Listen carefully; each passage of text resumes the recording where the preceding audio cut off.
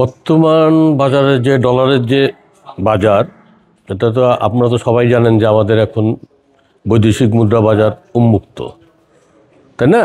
তো সেক্ষেত্রে বিগত দিন এবং বিগত দিন থেকে শুরু করে প্রেক্ষাপট পরিবর্তনের পরবর্তী যে সমস্ত পদক্ষেপ নেওয়া হয়েছে অ্যাসোসিয়েশনের পক্ষ থেকে বা বর্তমানে যে সমস্ত পদক্ষেপ চলমান, তাতে আপনার এই বৈদেশিক মুদ্রার বাজার স্থিতিশীল। চাহিদা কম দেখার একটা কারণ হচ্ছে আপনার আমাদের এইখানকে বাংলাদেশ থেকে সবচেয়ে বেশি মানুষ যাতায়াত করতো ইন্ডিয়াতে, কেউ ট্রিটমেন্টের জন্য, কেউ লেখাপড়ার জন্য, কেউ ঘোরার জন্য। সেটা ভিসাটা বন্ধ আছে, দুবাইয়ের ভিসা বন্ধ আছে। তো এই সমস্ত কারণে আপনার চাহিদাটা একটু কম।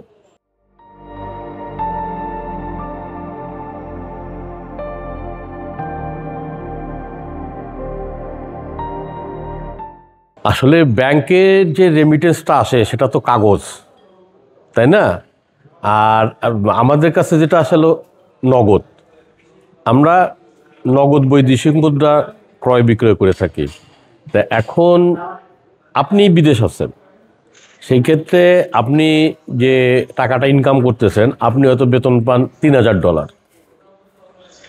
মনে করেন আপনি $3000 পান, আপনি আপনার বেসিক বেতন 3000, কিন্তু আপনি ওভার টাইম করে অন্য অন্য কাজ করে সেখানে আপনি আপনার বেতন ধরেন মাস শেষে হয়ে গেল 7-8 হাজার।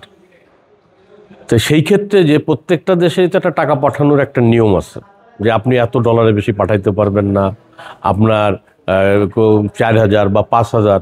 তো বাড়তি যে টাকাটা থাকে সেটা আপনি কি করবেন? প্রশ্ন থেকে যায় না? সেই বাড়তি টাকাটাই আমাদের কাছে আসে। কিভাবে আসে? হয়তো তার কোনো সহকর্মীর মাধ্যমে পাঠায়, বা তার কোনো বন্ধু বা মাধ্যমে পাঠায়, বা অথবা নিজে যখন আসে তখন সাথে করে নিয়ে আসে। তো এখন কথা হলো যে এই যে সাথে করে যে কারেন্সিটা সে নিয়ে আসতেছে, সরকার তরফ থেকে একটা প্রণোদনা আছে, আপনারা সবাই জানেন, 2.5%। তো ব্যাংকের রেমিটেন্স যদি 22 টাকা করে এসে থাকে, তাই না, তাহলে 2.5% যোগ দিলে কত হবে? প্রায় 3 টাকার কিছুটা উপরে আসে। তাহলে ডলারের দাম আসে কত? Near about 125। তো সেই ক্ষেত্রে আমাদের এই বৈদেশিক মুদ্রা বাজার যে আপনার সমস্যাটা, যে এটা অনেকে বুঝতে পারে না। কেননা আপনি তো ওই হিসেব করেই আমার কাছে নগদ টাকাটা বিক্রি করবেন, তাই না? যে আপনি রেমিটেন্স পাঠাইছেন কত হারে?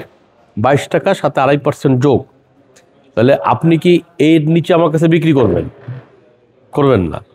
তাহলে নগদের ক্ষেত্রে আর রেমিটেন্সের ক্ষেত্রে এই হলো পার্থক্য। আর ব্যাংকিং চ্যানেলে ব্যাংকাররা যেটা করে তা তো ব্যাংকারদের ব্যাপার, আর আমাদের ব্যাপারটা সম্পূর্ণ ভিন্ন। কেননা আমরা কোনো আপনার রেমিটেন্স আমাদের কাছে আসে না, আমরা রেমিটেন্স আহরণও করি না, সে সুযোগ আমাদের নাই। আমাদের যখন লাইসেন্সটা ইস্যু করা হয়েছে তখন আমাদের বলা হয়েছে যে আপনি ইনকামিং প্যাসেঞ্জারের কাছে থেকে কিনবেন, আউটগোয়িং প্যাসেঞ্জারের কাছে বিক্রি করবেন। সেই নিয়ম অনুযায়ী আমরা অদ্যাবধি এইটাই করে আসছি, এবং অ্যাসোসিয়েশন প্রতিটি ক্ষেত্রে এই বৈদেশিক মুদ্রা যাতে স্থিতিশীলতা বজায় থাকে সেইটা সবসময় সচেষ্ট আছে। না, সেরকম কিছু পরিলক্ষিত হয় নাই এখন পর্যন্ত। আমাদের এই গত প্রেক্ষাপট পরিবর্তনের পর থেকেই যে একটা ধারাবাহিকতা বজায় আসছে। যখন আপনার বৈদেশিক মুদ্রার বাজারটা ওপেন করে দেওয়া হয়েছে, ওপেন রেট হবে, ইন্টারন্যাশনালি যে রেট থাকে ওই রেটের উপর ভিত্তি করে বৈদেশিক মুদ্রার বাজার হবে। তারপর থেকে মানি এক্সচেঞ্জ মার্কেট, যেখানে ডলার ক্রয় বিক্রয় হচ্ছে, বিভিন্ন বৈদেশিক মুদ্রা ক্রয় বিক্রয় হচ্ছে, এইটার যাতে স্থিতিশীলতা থাকে সে ব্যাপারে আমরা অ্যাসোসিয়েশনের থেকে সচেষ্ট থাকি, এবং কেউ যদি কোনো অনিয়মের সাথে জড়িত না থাকে সে ব্যাপারে আমরা সচেষ্ট থাকি, এবং তারই ধারাবাহিকতায় আমরা এই বাজারটাকে স্থিতিশীল অবস্থায় রাখতে পারছি। এখন পর্যন্ত স্থিতিশীল, আগামীতেও চেষ্টা করব যাতে স্থিতিশীলটা থাকে।